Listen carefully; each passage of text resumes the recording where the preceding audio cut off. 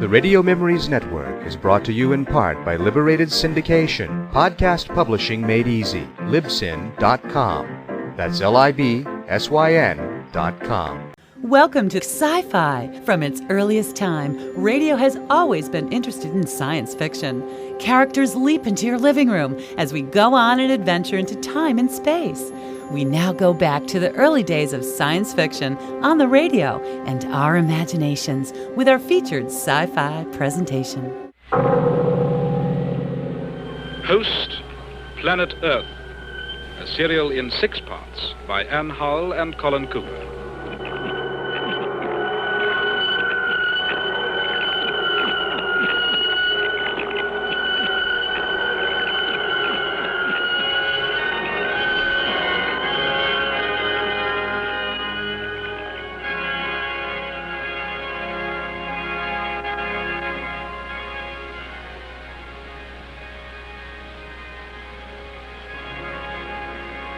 That's tape neatly packed off. I thought it was rather impressive, in a way.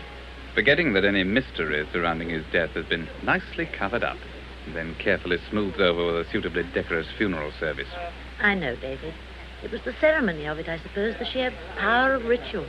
Maybe poor old Professor Tate is going to be raised incorruptible. But we've got to find out what corruption was kicking around when he died. Is that Mrs. Tate over there? Yes. I don't know how she got through the service. She looked so sad and shocked. Try to have a word with her. Tate may have told her something. David, not now. I know it's hard, but my guess is that she'll want to talk to people like us. Very well. I'll see you at the gate. Mrs. Tate, I'm Claire Stewart. We met once before. Oh, yes. I used to work with your husband. I can't tell you how sorry I am. They all say that. But I really mean it, more than you realize. I knew him very well. He was a great man. I remember you now. He often talked of your work. Everyone liked your husband, Mrs. Tate. Everyone? And his achievements Achievements, oh, yes. We've just been told that, haven't we?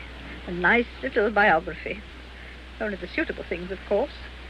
Neatly parceled up and neatly delivered to a congregation of hypocrites.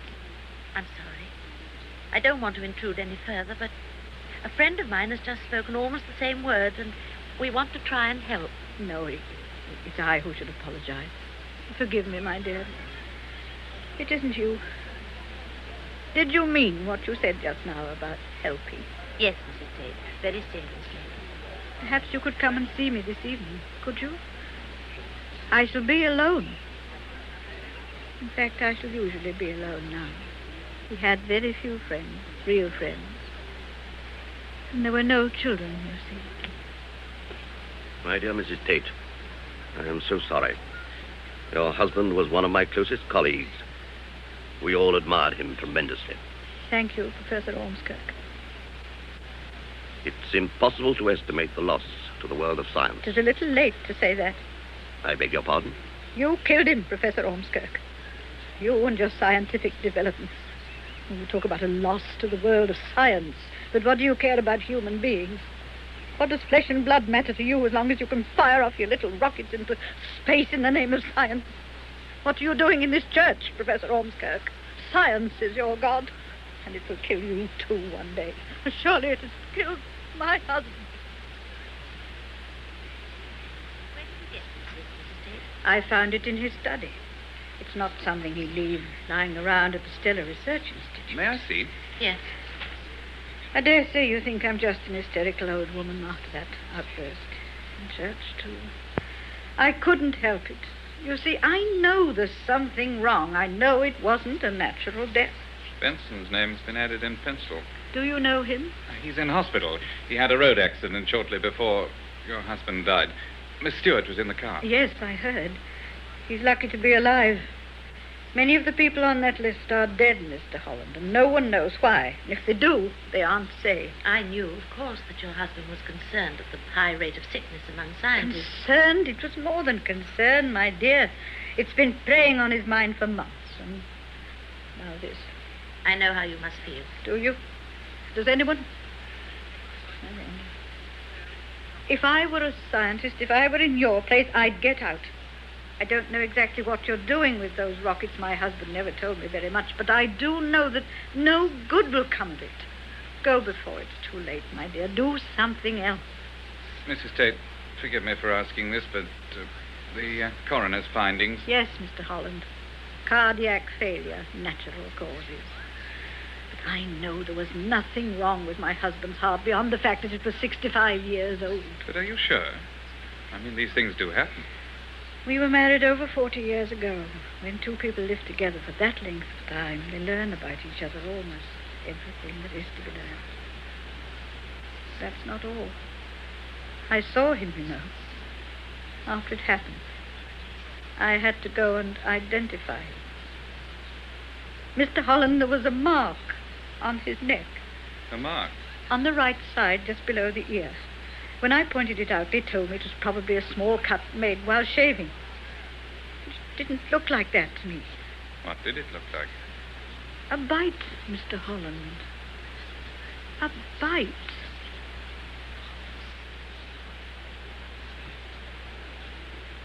But how could it be a bite? Don't ask me. You're the scientist. All I know is that the mark on Benson looked like a bite. A large, swollen mark that could have been made by an insect or a small animal. Talk sense, David. Benson was having an injection in hospital and Professor Tate was making a phone call in his office. What could possibly have bitten them? No, it must be something to do with the fuel. Some toxic reaction he hadn't anticipated. Don't you test things like fuel beforehand? Oh, for short-term effect, yes. Not for long-term. That takes time. Too much time. And, of course, Professor Ormskirk's in a hurry, isn't he? Every reasonable precaution was taken. All the same, it could be that. Some accumulation building up in the system undetected until suddenly this happens. He said Tate. What? Benson. Remember? He said they've got Tate before he collapsed. It doesn't seem to fit in with fuel poisoning. And the medical men can't seem to see beyond some sort of nervous crisis triggered off by his accident. Whereas I... Yes? Oh, I don't know, Claire. I don't know. It's clear from what Benson said that there's an element of telepathy. Telepathy? I can't think of another word for it, can you? But it's so... Oh, I know. Extrasensory perception, all that. You're quite right to be skeptical. I am myself. If we heard him say it, what are we to think? Toxins are a fact. So is ESP to some people. Not to me, David. Want another drink? No, thanks. 2 days before I left Stowmarket, one of the porters collapsed after walking through the fuel laboratory. What does that prove? Nothing in itself. But everyone who's been affected, as far as I know, has had some contact with the rocket fuel. What's his name? Johnson. Peter Johnson, a West Indian. No, he's not on Tate's list. He should be. Well, he's not. Have a look. Sure you got the name, right? Of course I am. Suppose the information had been deliberately kept from Tate. Who would do that? Ormskirk? David, I don't know. Well, we better try and find out what happened to Peter Johnson. At Stowmarket? Why not?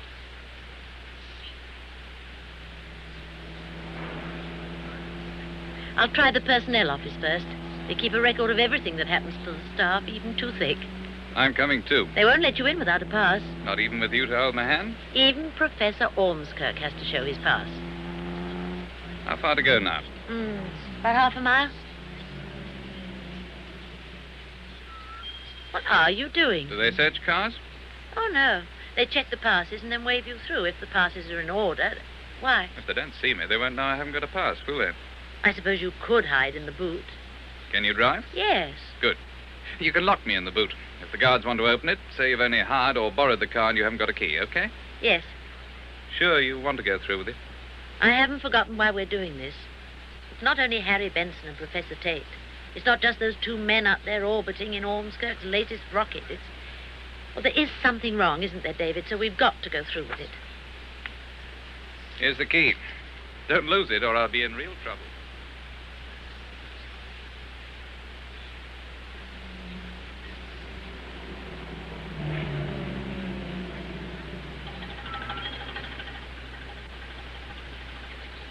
Evening, Miss Stewart. May I see your pass, please? Good evening. Spot of overtime? Unpaid, I'm afraid. Well, I dare say you find the work interesting for its own sake, miss. Oh, yes, I do. Thank you, Miss Stewart. All in order. Thank you. Is that a new car, miss? Yes. Yeah, I thought I hadn't seen it before. Good cars they are. All right for touring abroad if you like that sort of thing. Plenty of room in the boot. Yes, there is. Well, excuse me, I must be going. Of course, miss. Good night, miss.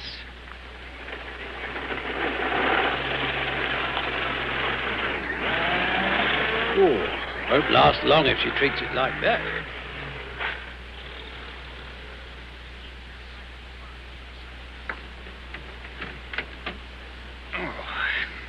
That's better. A lot of chat in the gate, wasn't there? I couldn't help it. He would go on. Plenty of room in the boot, eh? He wants to try it sometime. Well, we got through. So much for checks. Here's the personnel office. Over here. It'll be empty. The clerical staff never work late. Now, wait a moment. We want the torch and the screwdriver, I think, might come in useful. Oh, we better get inside before the security patrol comes along. Okay, lead the way.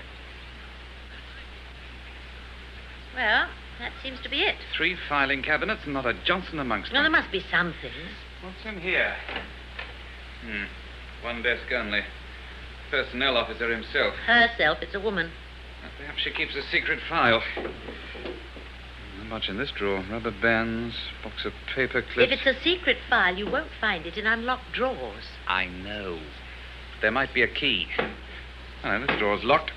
Take the torch. Yeah, what are you going to do? Force it open with luck. Oh, try not to damage it. This isn't the time to worry about a few shillings worth of damage to government property. Can't you do it a bit more quietly? I don't think so. It's pretty tough wood. Can't you hold the torch still? I'm doing my best. Sorry, a bit on edge. It's coming, I think. What? I thought I had the patrol. Turn the torch off. Keep quiet.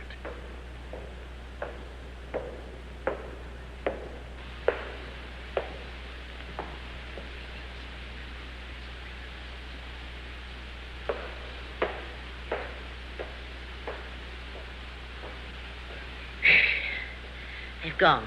Come on, let's have some light. One more twist and... Got it. More rubber bands. Letters. Is that all? Let's see. Employment exchange. Gladys Wills applying for a job as a shorthand typist. Shorthand speed 60 WPM. Is that good? Oh, David, don't waste time. I'm so afraid someone will find us here. What will they do to us? I don't know. I used to feel so secure in this job, but since Harry collapsed and all the others, I've got the feeling that anything could happen. Something horrible is happening, and it's got me scared, David. I've never been so scared in my life. Hold on, I've got it. Look at this card. Johnson Peter, General Porter. Born Trinidad, 5/7/1941. Commenced work... listen to this, Claire. Transferred Springhurst. Authority PJO. PJO? That's Ormskirk. He must have given the order. He must have kept the information from Tate. But where and what is Springhurst? Name of a village? A town? Or a hospital? There should be a directory somewhere. This card should be in the card index in the other office. Someone wanted it kept out of the way. Ormskirk, I suppose. But why was he so anxious that Tate shouldn't know about it? Here you are. Local phone directory. Yes. Springer, Springfield's Garage, Springhurst, Mrs. G.E. Hello, what's this? Springhurst Mental Hospital near Lavenham. Well, it's not far from here. A mental hospital? I told you, it's an illness that affects people in different ways. We'll go there tomorrow. Now, let's get out of here.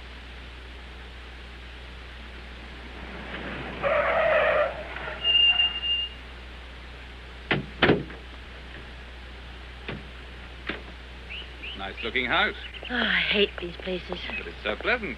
Trees, birds, restful. What more could anyone want? To be cured. Revolving door, too. Touch of luxury about this place. I wonder who's paying. Good morning. Can I help you? Good morning. We'd like to see Mr. Peter Johnson.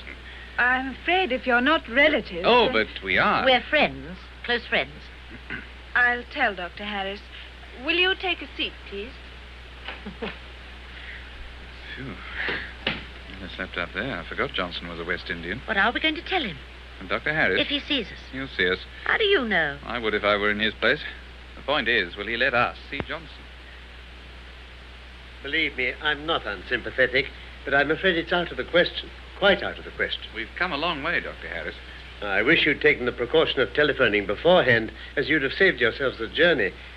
I'm sorry, Mr. Holland, but it's our rule that only relatives may be allowed to visit patients. unless the circumstances demand otherwise. Peter hasn't any relatives to visit him. Oh? I understood there was a brother. Has he been here? As it happens, no. In that case... I'm sorry, Mr. Holland. You've not convinced me that the circumstances are in any way exceptional. I'm afraid you can't see it.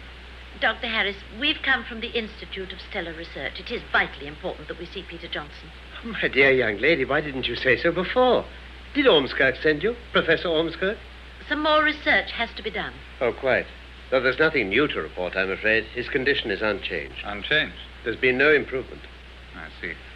I don't know what you people are playing at over there, but the patient's condition is entirely beyond comprehension. To me, at any rate. Do you think the fuel toxicity... No, out of the question. I hoped you might be going to suggest something new. Johnson was never in the fuel laboratory.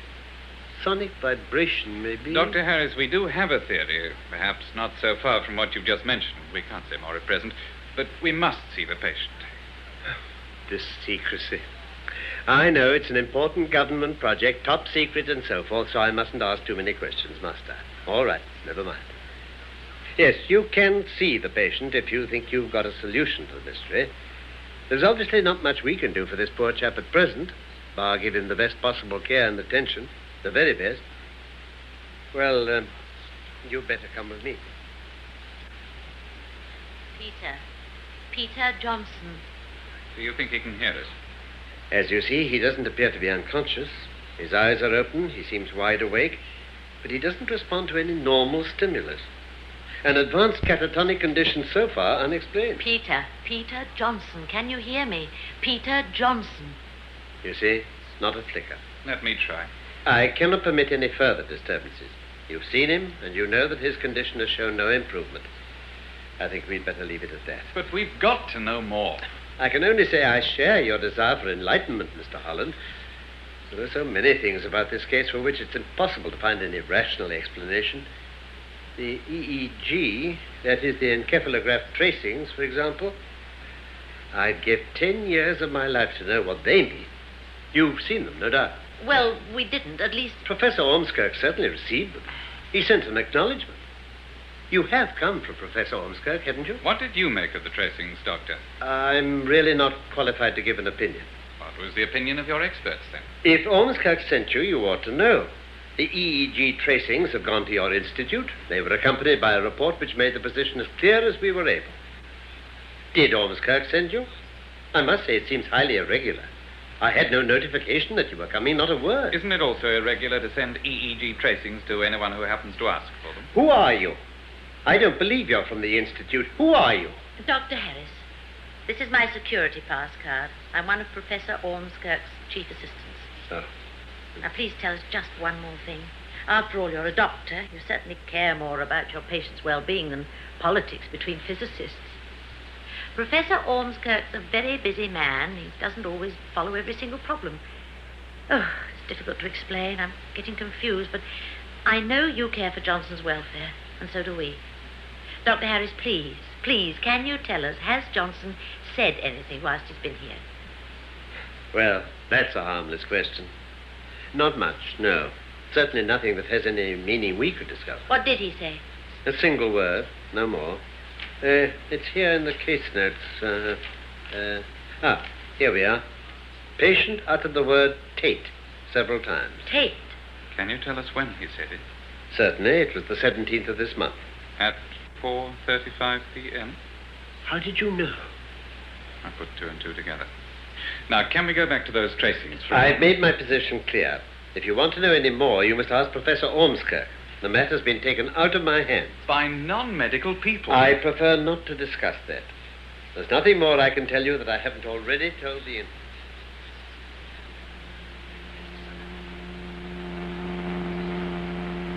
Sick West Indian in a mental hospital. A dead professor of biochemistry. And Harry Benson. And something that connects all three. Still think it's the fuel? Not now. It's the element of... Say it, Claire. Telepathy. Oh, I wish I understood. Why was he so cagey about the encephalograph tracings? It was more than professional caution. There's something very odd about the state of Johnson's mind. We'll never get those tracings out of Ormskirk. David, I've got an idea. I Could do with a few. What about Harry Benson? Oh, what about him? Of course. Get his EEG. But would they allow it? You'd have to repeat your famous performance. What performance? Getting round the medical profession. Oh, that. I've got a feeling it's not going to be so easy this time. We've got to try, David. We haven't a hope of getting hold of Peter Johnson's tracing, so it's our only chance. What do you think it's going to tell us? I can't imagine. Can you? Shall we go straight there? Why not? And if he says no? He's got to say yes. He's got to. No. No, I daren't risk it. But even I know that an EEG is harmless. I agree. But at this stage it can serve no useful purpose, and I don't want him moved. But this is vital, and it may help him, even if only indirectly. Miss Stewart, I'd like to cooperate with you. But in Benson's present condition, indirect help isn't enough. It's difficult enough to help him directly. Keeping him sedated presents enormous difficulties. Why? For one thing, we can't inject. Because the needle bit him. Oh, please. Hysteria can cause all sorts of strange reactions. But it was you who said it was a bite. It looked like one, I agree, but it couldn't be. All right. Let's agree it was an injection reaction. But the second point. The moment Tate was dying, Benson called out his name. Benson and Miss Stewart were going to see Tate. Professor Tate was bound to be on his mind. And the bite on Tate's neck? We've been through all this. Don't you see? You're all looking for something. You, Miss Stewart, Professor Tate's wife, you're making things fit. Even the West Indian? He could have known about Tate crossing Ormskirk. Would that make him cry out Tate's name at the same time as Benson and when Tate was dying? I'm stuck. I don't know what to say. We must know. We've got to try and prevent it happening to other people. I'm only a doctor. My first responsibility is to my individual patient. Why must you ask me? Because the Stellar Research Institute have refused to reveal anything about this man Johnson's brain tracing. Well, they must have some good reason. Give me one. The rule that requires a medical practitioner to keep silent about his patients. But they aren't medical practitioners. You're inviting me into a conspiracy, and you don't really know why you're in it yourselves. I'll let you see Benson. I'll even help your inquiries, but I daren't disturb him. I thought you said he was in a coma. I'd be more correct to say that he's semi-comatose. Occasionally he mutters things. Nothing coherent, before you ask. Nothing at all? Well, he did say one intelligible word this morning, two, in fact. Sister was most impressed. What did he say? He asked Sister for a drink. At least that was how she interpreted it. He asked for a drink? Well, not in so many words. He said thirst, then spring, then thirst again. Incidentally, he didn't actually say it. It was more of a shout. And do you think this meant he wanted a drink of water? I agree. It's not exactly explicit, unfortunately. By the time Sister had brought the glass of water, poor Benson had relapsed back into his coma, so I don't suppose we shall ever know. Apart from that, he's uttered no intelligible words at all. I'd like to put it to you, Doctor, that what he was saying was not, as Sister thought, spring thirst, but Springhurst. Well, why should he say that? Is it possible? Well, I suppose so, but I really don't see any reason... Dr. Edwards, we haven't yet told you the name of the mental hospital we visited this morning. Huh? It was Springhurst. Now do you understand why Benson might have said it? It's uncanny. Tell me, is Benson acquainted with this West Indian? Well, he may know of him. He certainly didn't know that he'd been sent to Springhurst Mental Hospital. You're quite sure? He'd have told me. Strange case. May need strange medicine. I don't want to move Benson, but... Well, it does look as if there might be something in what you say. If it's not telepathy, what is it? Find another word. All right. You've convinced me. Congratulations. Hello? Will you get me the EEG department, please? I want to speak to Dr. Kellaway. Thank you. Semi-comatose. That'll affect the tracings, of course. All the same, well, the fact is, Kellaway, I don't think things are quite what they seem. They seldom are. But what's all the mystery, Matthew? Why don't you want my technician to be present? I think it's better to restrict the number of people present to as few as possible. I suspect you'd have done without me, too, if you could. That's about it. Emergency methods. Well, you'll have to give me a hand. I hope you can remember what to do. Your two friends, they're not medical, I take it? No, sort of a scientists. Harry, it's okay.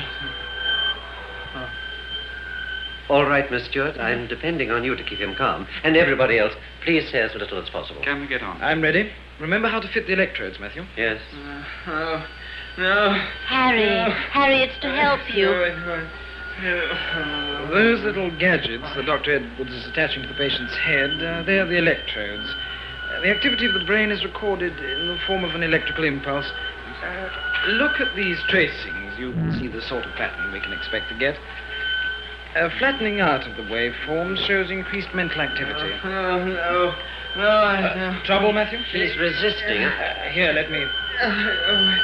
We can't go on with this. We must. He's resisting as if his very life... You must go on. No, get away. Move, Claire. Let me have a go. No. Benson, try. Get away from him. We've got to get him out quickly. Kellaway, sedation. No. Listen. Try. Hands. David, take his hands. Okay, Benson. I'm here. Hold on. We must give him a sedative. Can't you see? He's fighting his own resistance. Get on with it before he breaks. Quick. Stay. Go on, Kellaway. Press that button. Right, the impulse has come out of that roll of paper. Collect it, Miss Stewart.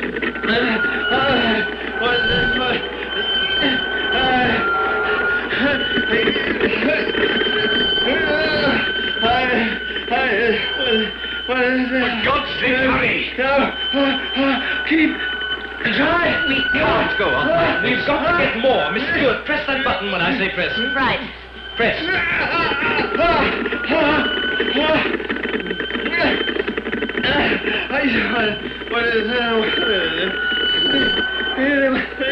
Kellaway, this is harming my patient. Stop.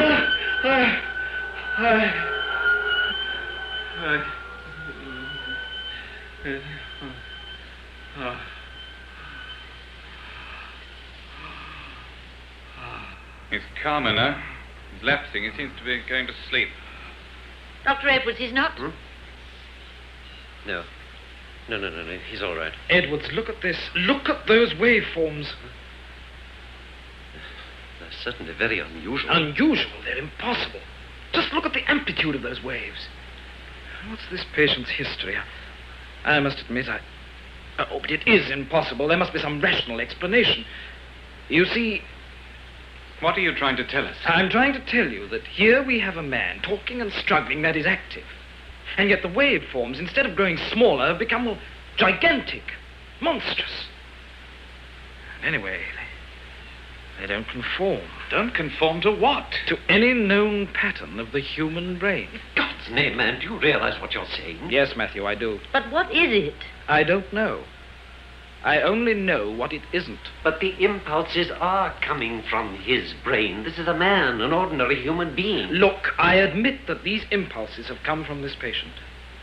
I don't deny that they could have been transmitted by a brain, and that the brain may be his brain. But I will swear on oath, if necessary, that it is not a human brain. Host Planet Earth was written by Anne Howell and Colin Cooper and produced by Nestor Payne. Electronic sound and music was created by the BBC Radiophonic Workshop.